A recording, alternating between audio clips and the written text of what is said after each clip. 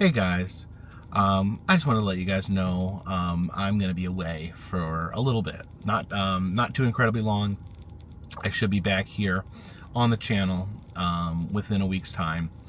Um, I'm actually headed to the Seattle airport right now. I was actually going to leave right now. I didn't even think I had time to record this, but I just looked at my flight is delayed, so I thought I had a few minutes to go ahead and film this so I could put it out there and let everyone know what's going on. I'm getting on an airplane flying to Indiana to stay at my mom's house for the next couple days. Now, my stepfather has passed away. He had a fairly long, I think it was about 3 years, battle with cancer.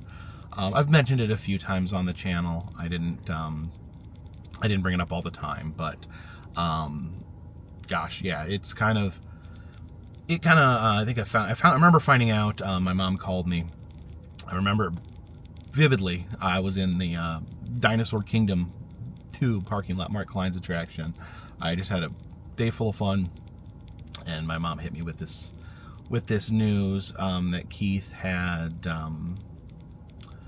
been diagnosed with cancer, and it floored me. It floored me, and he fought so hard the last years. I've been just my dates and everything may be off, but it's been at least 3 years, and he has been fighting so hard.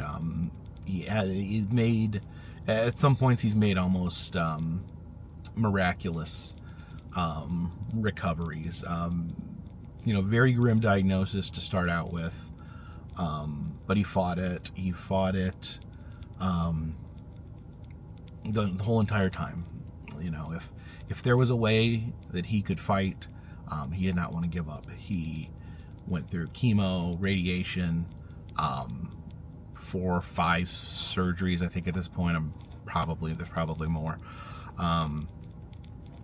And unfortunately, in the last little bit, it got to the point that he could no longer had the option. Now, my stepfather was a doctor. That was very important to him, and he worked as a doctor until he physically could not anymore. He would be literally doing chemo at work while he was practicing. He loved caring for people. He would, while he was fighting his cancer, he would be a doctor all day. He would go. My mom had to argue with him to take days off because he would get so exhausted from the cancer, but it was so important to him. It was the most important thing in the world that he got up and he went in and he helped people. He would come home at night and would be so tired, that he would. So it's basically, he would go help people all day and come home and just not have any energy left. Literally until they forced him to quit practicing because of his health. It was not his decision. I think he would have been a doctor until, I don't think he ever would have stopped. He had to be told to stop, because he would have never have stopped. This whole thing really sucks.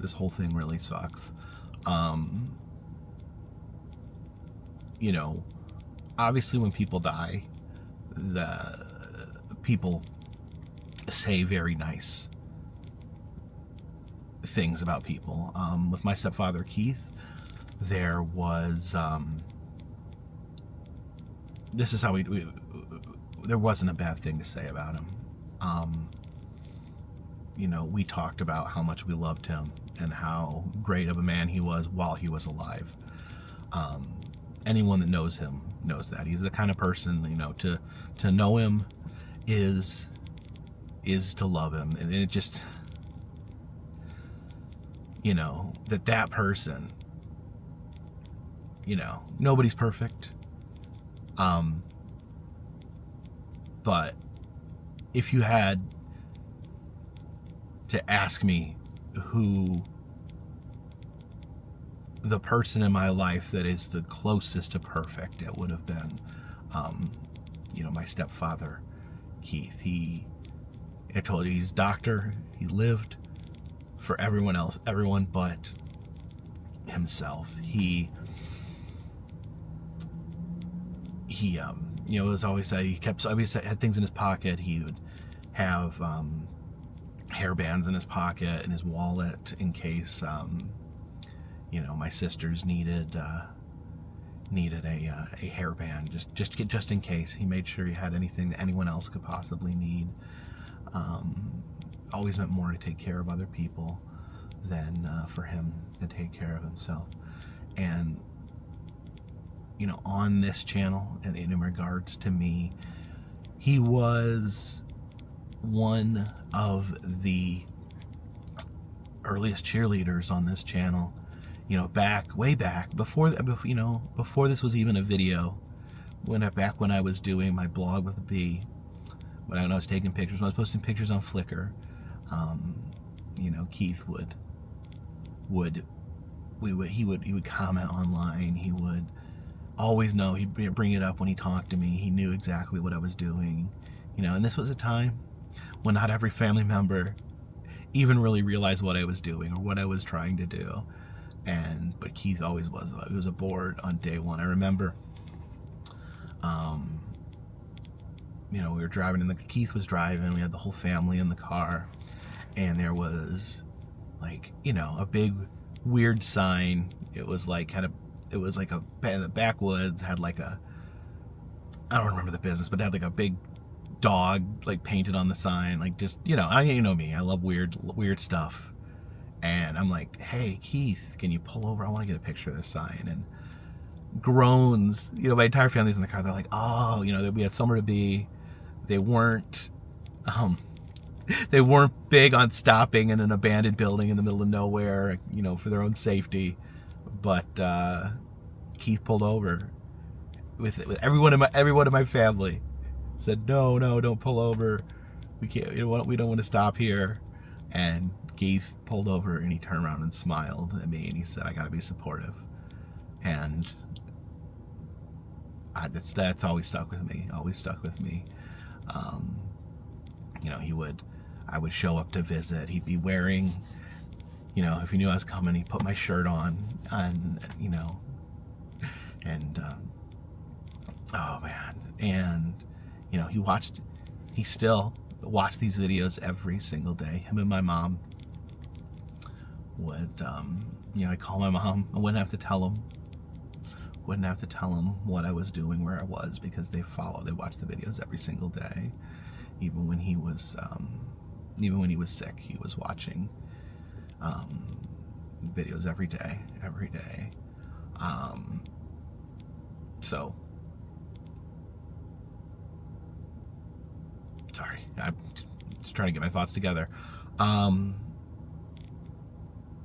Yeah, it sucks, that people, I'm not, making any spiritual statements here, but it sucks that of all the people, there's a lot of people in the world, and for him to have to die, and have to die in such a grueling, painful way. It was cancer. It was, there was, one of my sisters lives in Los Angeles. He was visiting her, and he had an emergency brain surgery, and he bounced back. I mean, I was actually out in California when it happened. I was here for Halloween Horror Nights, so I was able to go over there and see him.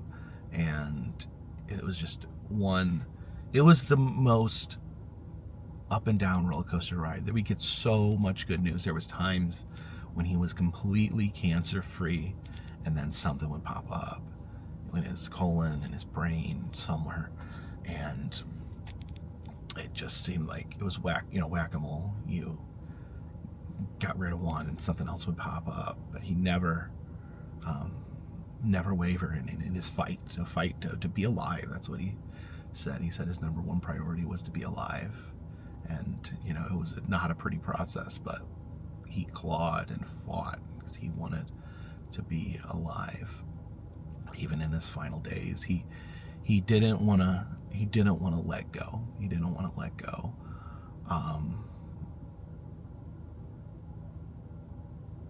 And I don't, and I share this with you guys because it's part of my life. This channel is part of my life. I do ask, please, just please be respectful. Understand, like, I don't, with your comments with that, I appreciate, if you want to say, yeah, probably don't, you guys don't even realize what I'm trying to say. I've put parts of my life out there, and before, and I've had problems with that. I'm sharing this with you guys because you guys are a big part of my life, and Keith was a big part of my life, and just please be kind, and please, just give my family respect, and I'm going to be away for a little bit. Again, not too long. I'll be back. I'll be back in less than a week. That's my promise to you. I'll be back in less than a week. But I really need to go home, and I need to focus on my family right now. And when I come back, I'm leaving my car here in Seattle. Just the way things worked out, I just did not have time to drive all the way across the country to get back home in time. So I'm gonna leave my car here in Seattle, and then I'm gonna fly back and resume. I had plans. It's all silly now, but I have plans, crazy plans coming. We were gonna go back, right? You finish the Pacific Coast Highway road trip. We're gonna go right into something crazy, and obviously plans are changing. So we're trying to put together a new plan, before I get back, so that we can continue this adventure in some sort of direction. Figure out where I go from here. But right now, I'm going home, and I think I've said everything that I wanted to say. I'm gonna be speaking at his funeral, because I just want to make it clear to everyone, what a great person he is. What a great person he is. And,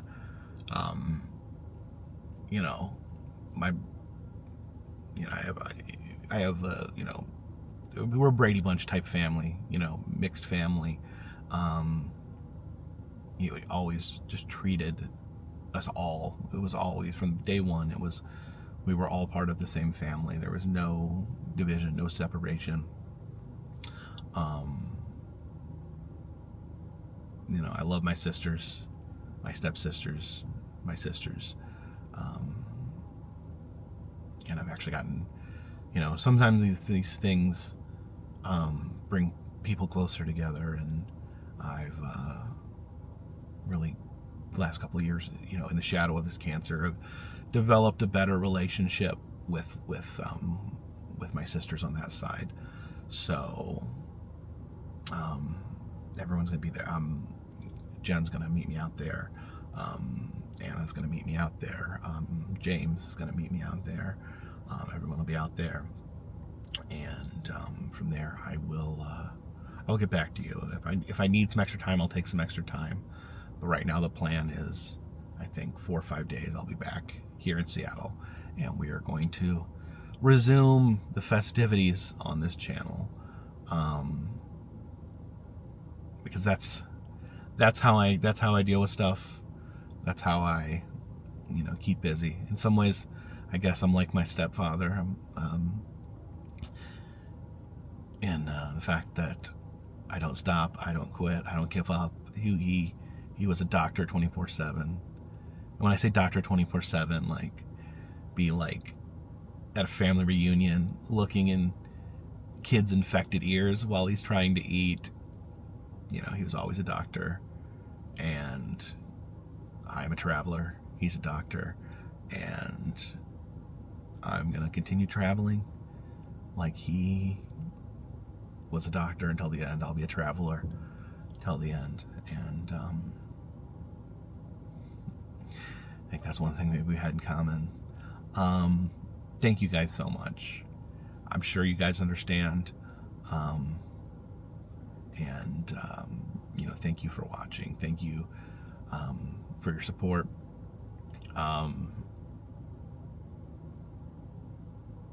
Thank you. And I'm going to go ahead and put this in the bag, and then I'm going to head over to the airport, and we're going to fly out. I wasn't in the mood to just vlog my whole day. I don't even know what I would say. So I'm going to end the video right here, and I will see you guys soon. Until next time, this one's in the bag.